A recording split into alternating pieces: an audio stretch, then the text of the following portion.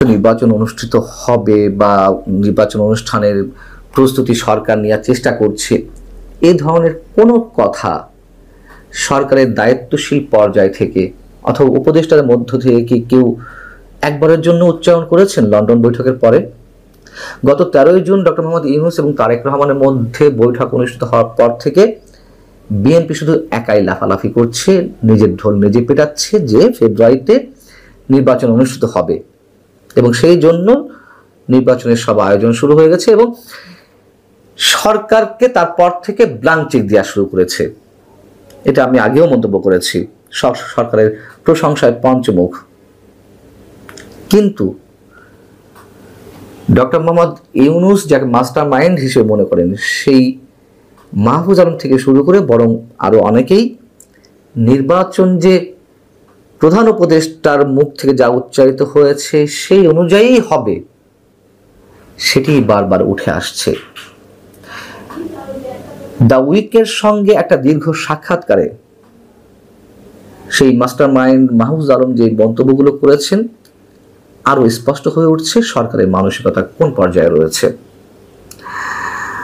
The উইকের প্রশ্ন ছিল, বাংলাদেশে রাজনৈতিক অনিশ্চয়তার উদ্বেগগুলো আপনি কিভাবে মূল্যায়ন করছেন? মাহফুজ আলম বলছেন, ঈদের আগে জাতির উদ্দেশ্যে ভাষণে প্রধান উপদেষ্টা যে 2026-এর এপ্রিলে জাতীয় সংসদ নির্বাচন অনুষ্ঠানের সময়সীমা ঘোষণা করেছেন সেটি নিয়ে কোনো ধরনের অনিশ্চয়তা থাকা উচিত নয়, কিন্তু বিএনপি এখনো ডিসেম্বর বা জানুয়ারিতে নির্বাচন অনুষ্ঠানের দাবি করে আসছে এবং এর পক্ষে থাকা কিছু দল মানে বিএনপির সমমনা দলগুলো নানান ধরনের অজুহাত দাঁড় করাচ্ছে যে ওই সময় পরীক্ষা থাকবে, শিক্ষার্থীদের আবহাওয়া প্রতিকূল অবস্থা থাকবে, এর মধ্যে নির্বাচন অনুষ্ঠান সম্ভব নয় এবং এটি করে ডক্টর মোহাম্মদ ইউনূস ক্ষমতা দীর্ঘায়িত করার চেষ্টা করছেন। এগুলো কোনো ধরনের যৌক্তিক কথা নয়, এই ধরনের অভিযোগ আসতেই থাকবে। তার ল্যাঙ্গুয়েজটা কি যে তারা অধ্যাপক ইউনূসকে ক্ষমতা ধরে রাখার চেষ্টা করার অভিযোগ করতেই থাকবে, কিন্তু অন্তর্বর্তীকালীন সরকার ঐক্যমত্য কমিশনের রাজনৈতিক দলগুলোর সাথে পরামর্শ শেষ করে জুলাইয়ের সনদ প্রকাশের অপেক্ষায় রয়েছে এবং এটি হয়ে গেলে নিশ্চয়তা সব কেটে যাবে। তার মানে কি, নির্বাচন নিয়ে বিন্দু মাত্র কোনো ধরনের কথাবার্তা বা কোনো ধরনের ভাবনা সরকারের উপদেষ্টাদের মধ্যে নেই।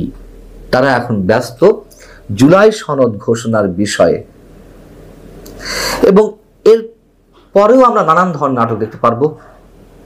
ঐক্যমত্য কমিশনের যে সংলাপ অনুষ্ঠিত হচ্ছে সে তো আরো অনেক দূর টেনে নিয়ে যাওয়া হবে। বারবার বলছি সব নাটকের কথা। বিএনপির সামনে যে একটা বড় সড়ো মূলা, এর আগে তো নানান ধরনের মূলা ঝুলিয়ে রাখা হয়েছে, বিএনপি বারবার ট্র্যাপে পা দিয়েছে, এবারের মূলাটা আরো অনেক বড়, এরকম অনেকে মন্তব্য করেন। 13 তারিখের পরে 13 জুনের পরে যে আরো প্রায় 2 সপ্তাহ হতে চলল,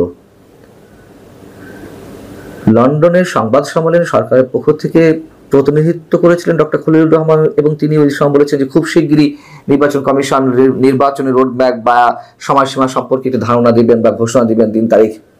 তখনই বলেছিলাম যেগুলো পুরো বাজে কথা।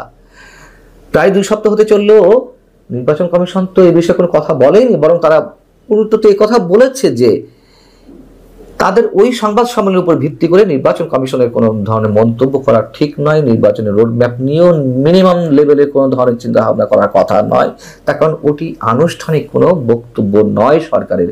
ওই যৌথ বিবৃতিতে বিএনপি বা সরকারের কোনো পক্ষের কোনো স্বাক্ষর নেই। অন্তর্ভুক্তি নির্বাচন বলতে কি বোঝায়, এরকম প্রশ্ন আমাদের প্রধান উপদেষ্টা থেকে শুরু করে আরো অনেকেই মুখোমুখি হয়েছেন এই প্রশ্নের। শেখ হাসিনা যে বক্তব্যটি দিয়েছিলেন, যে সংজ্ঞাটি দিয়েছিলেন অন্তর্ভুক্তিমূলক নির্বাচনে, সেটি এখন তারা রপ্ত করেছেন, সেটি এখন তোতা পাখির মতন সব জায়গায় বলছেন।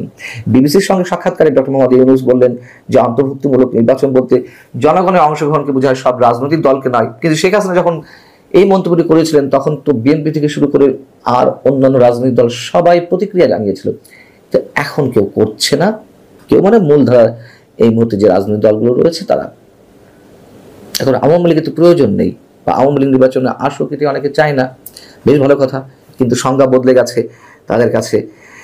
এই প্রশ্নের উত্তরে মাহফুজ আলমও বলছেন যে অন্তর্ভুক্তির ধারণা মানে সকল রাজনৈতিক দলের অংশগ্রহণ নয়। গত 15 বছরে কর্তৃত্ববাদী দৃষ্টিভঙ্গি সম্পন্ন দলগুলি গণতান্ত্রিকভাবে নিজেদেরকে ক্ষয় করেছিল, ক্ষতিগ্রস্ত করেছিল। যদি তারা এখন মাঠে নামে তবে তারা জনগণের প্রতিরোধের মুখোমুখি হবে। তারপরে আওয়ামী লীগ বা আওয়ামী লীগের সমমনা যে দলগুলো ছিল, ভালো কথা, জনগণ প্রতিরোধ করবে বা জনগণ ভোট দেবে না সেই সুযোগটি দেওয়া হোক। আগে থেকে নিজেই সিদ্ধান্ত নিয়ে নেওয়া সেই অভিযুক্ত কর্তৃত্ববাদী দল আওয়ামী লীগের মতন কেন এগুলো চলতে থাকবে? এটা তো রূপান্তরের সরকার, সংস্কারের সরকার। কেন শেখ হাসিনা যা করেছিলেন তাই চলতে থাকবে? কিন্তু তারা সেই বয়ানগুলো এখন দিচ্ছেন, খুব স্বাভাবিক, দেওয়াটাই স্বাভাবিক। এর বাইরে বরঞ্চ অন্য কিছু বললে সেটি আমাদের কাছে অস্বাভাবিক মনে হতো। এবং বাংলাদেশে রাজনীতিতে ইসলামিকীকরণ অথবা জামাতি ইসলামের ভবিষ্যৎ সম্পর্কেও মাহফুজ আলমের কাছে প্রশ্ন ছিল। দ্য উইকের পক্ষ থেকে তিনি সুর বদলেছেন। এর আগে বিভিন্ন ক্ষেত্রে ইসলামী জিহাদের কথা আরো নানান ধরনের কি সব শব্দ ব্যবহার করে থাকেন, আমি হয়তো আমার মূর্খতার কারণে আমি মনে রাখতে পারি না। সুর বদলেছেন, সুর বদলে বলছেন যে বাংলাদেশের রাজনীতিতে ইসলামিকীকরণে অথবা ইসলামী দলগুলোর যেই আদর্শ দেখে আসা হচ্ছে তার একটা সীমা থাকা উচিত। ঐতিহাসিকভাবে এটি 12 থেকে 15% বেশি নয় এই মানসিকতার ভোটার। এবং তিনি বলছেন যে আমরা ইসলামবাদ পরবর্তী একটি পর্যায়ে রয়েছে, যেখানে এমনকি ইসলামী দলগুলো তাদের মতাদর্শকে সংযত করছে এবং নিশ্চয়ই আমরা অন্য কোনো পাকিস্তান নই, অ্যানাদার পাকিস্তান এই শব্দটা উচ্চারণ করছেন। পাকিস্তানের ভাবাদর্শ, পাকিস্তানের প্রভাব, পাকিস্তানের সঙ্গে সম্পর্কের যেই একটা দৃঢ় সংযোগের ভিত্তি রচনার চেষ্টা, সবকিছুই আমরা দেখছি। কিন্তু মাহফুজ আলমরা বুঝতে পেরেছেন যে 71কে বাদ দিয়ে এদেশে রাজনীতি করা সম্ভব নয়, তাই তারা আপাতত সুর বদলেছেন তাদের এই বক্তব্যের উপর, বা তার বক্তব্যে আমরা আস্থা প্রতিষ্ঠা করব সেই জায়গাটি এখনো তারা নির্মাণ করতে পারেনি। মুক্তিযুদ্ধকে নিয়ে যে ধরনের বিতর্ক ছড়ানো হয়েছে, মুক্তিযুদ্ধকে অস্বীকার করার যে ভয়ঙ্কর প্রবণতা, দুঃসাহসিক প্রবণতা তা আমাদের সামনে শো করেছেন, সেই জায়গা থেকে তাদের এই কথাবার্তায় কান দেওয়ার কোনো প্রশ্নই ওঠে না।